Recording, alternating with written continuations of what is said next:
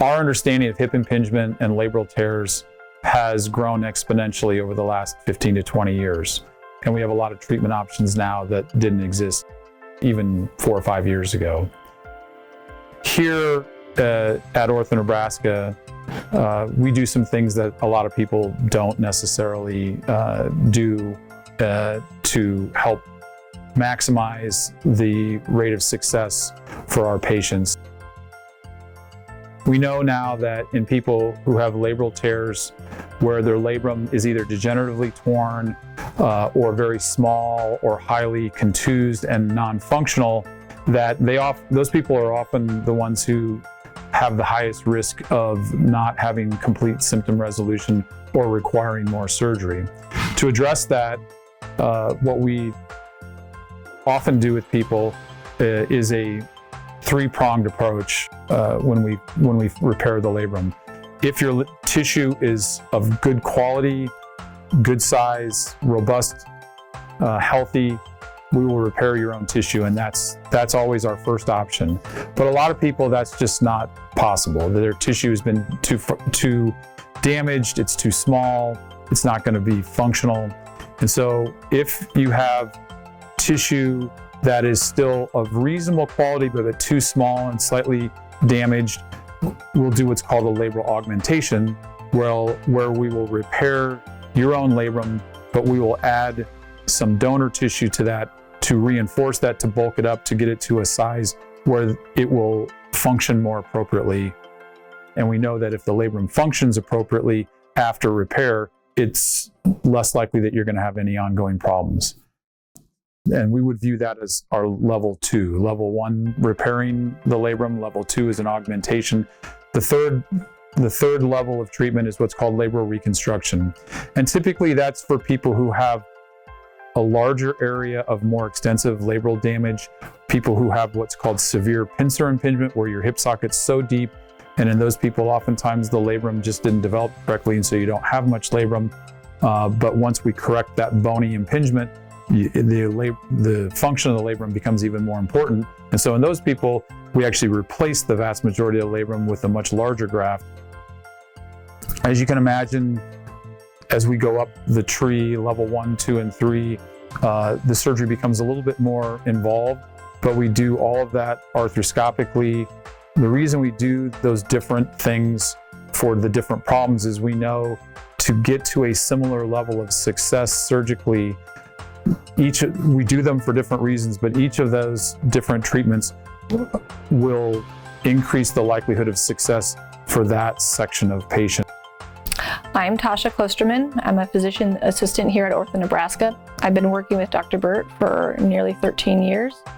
Our specialty is hip arthroscopy. Surgery is done at the Ortho Nebraska Hospital. The morning of surgery, you're going to meet with our anesthesia team. They're going to talk to you about a different type of block that we can do to help with your postoperative pain. Surgery itself is done through about 2 or 3 little poke-hole incisions on the side of your hip. At the time of surgery, we're going to address the labral tear. We are going to address that impingement. Surgery takes about an hour and a half to 2.5 hours. We send you to recovery then in the hip abduction brace. And then you're in the recovery room for a couple hours, and then we send you home on the crutches. The recovery from here on out is pretty slow. We keep you on crutches with what we call flat foot weight bearing, so putting that foot down just for balance purposes, but not more than about 20% body weight on it. Pain is not too bad. Most patients only take pain medications for a couple days. You're taking it pretty easy because you have the crutches and you have the brace, so you're not doing a whole lot. Despite not having pain, we still urge you to take things very slowly. This is not a no pain, no gain scenario in recovery. When you start physical therapy, usually around that 2 to 3 week mark, your physical therapist is going to work on progressing you off the crutches. That may take a few days, that may take another couple weeks. It's not a rush. The key to getting off of crutches is walking without pain and without a limp. So listen to your physical therapist and follow those guidelines. My name is Tom Neiman. I'm an outpatient physical therapist here at Ortho Nebraska. I've been here about 16 years. I've been working closely with Dr. Burt and Tasha. So from my standpoint as a therapist, I'd say, especially in the first weeks that we see you in the clinic, it's probably more about what you don't do than what you do. You'll still be in your brace, and we'll help you with weaning out of that. Oftentimes what we see people struggle with is they try to advance their weight bearing faster than their muscles are ready for. Therapy usually starts at about 2 weeks post-op. You're still on crutches, you're still on limited weight bearing, but we start to progress you. Initially, therapy focuses largely on protected range of motion, muscle activation, and then in the weeks that follow, we start having you weight bear more. We start working on normalizing your walking pattern, gradually weaning you down from 2 crutches to 1 crutch to eventually no crutches. All of this can be quite varied in its progression. Some people move along very quickly with this. Other people, sometimes it takes them upwards of 6 weeks post-op before they're fully off crutches.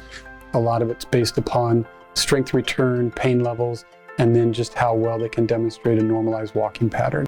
You know, the rehabilitation picture for somebody who is 45 may look very different than somebody who is 18. And so it kind of gets customized in that regard.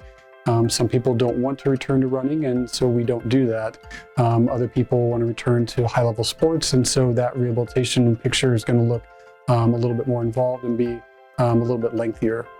Our role is not only to help you with your exercise progressions, but also to help you with safe progressions of activity, to guide you along the way to really reach your most optimal outcome. As a former competitive athlete, I understand what it's like to be hurt and how important it is to be able to feel confident that the people who are taking care of you understand what you're going through and are committed to getting you back to the sport you love.